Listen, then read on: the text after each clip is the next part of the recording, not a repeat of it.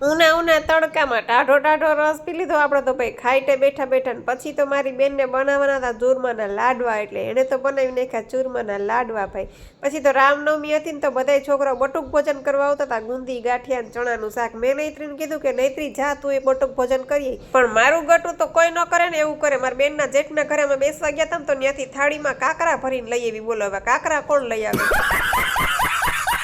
ગુંદી ગાંઠિયાને બદલે કાકરા ભર્યા ને એમાં અડધા ઢોરાઈ ગયા ને તો પાછા વીણતી આવી અને પછી તો ભાઈ ગોલાવાળા ભાઈ આવી ગયા અમે તો કેટલા દિવસે 2 દિવસે હું આવીને તે ત્યાં ગોલાવાળા ભાઈની જ રાહ જોતી હતી 10 રૂપિયામાં ગોલો 1 નંબર ગોલો બનાવી દે ભાઈ અમારે તો અહીં 100 રૂપિયાના ગોલા ખાય ને તો આવી મોજ તો ન જ આવે ભાઈ આ છે હાચી ગામડાની મોજ ગામડાના ગોલા હાલો ખાવા આવી મેં તો ગોલાવાળા ભાઈને કીધું આ ગોલા મારે જેતપુર પાર્સલ કરી જવા તો કે બેન જેતપુર લગી ન પૂગે તમારે ખાવા હોય એટલા ખાઈ લ્યો પછી હું તો થાળી ભરી આવીને મેં તો પેટ ભરીને ગોલા ખાઈ લીધા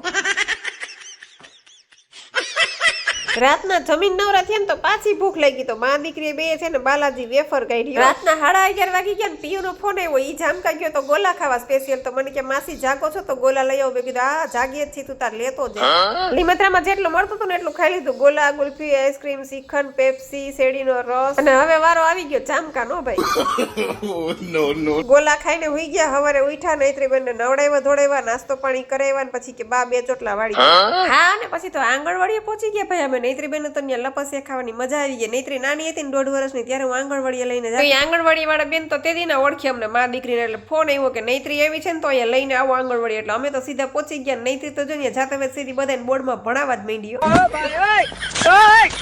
નામ કિયા છોકરાઓને તમે ક્યાં ગયો છો પપ્પાનું નામ પૂછે તમને યાદ તો હે મને ક્યાં યાદ તમને યાદ તો છે તમે રોજ વિડિયો જોવો જ છો કે નૈત્રી એમ જોવો જ ને વિડિયો જોજી આસન સી જોવા ગયા જો તાલાલા ગયા હતા ને આપણે પ્રોગ્રામ ઈને ખબર પડી ગઈ નૈત્રી સી જોવા ગયા આપણે મેંગો રિસોર્ટમાં નહોતા ગયા ઈને ખબર પડી ગઈ એને કેમ ખબર પડી છે દેવળિયા નો જવાય દેવળિયા ક્યાંથી હે નથી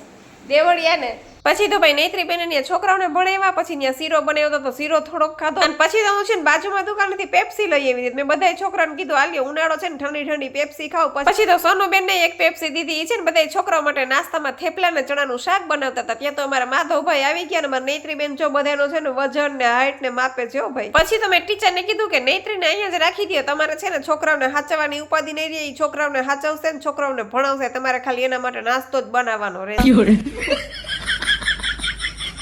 મને ખબર જ છે તમને બધાને મારા વિડીયો જોવો તો બહુ જ ગમે છે તો લાઈક શેર સબસ્ક્રાઇબ કરવાનું કેમ ભૂલી જાવ તો ચાલો ફટાફટ લાઈક શેર સબસ્ક્રાઇબ કરી આવો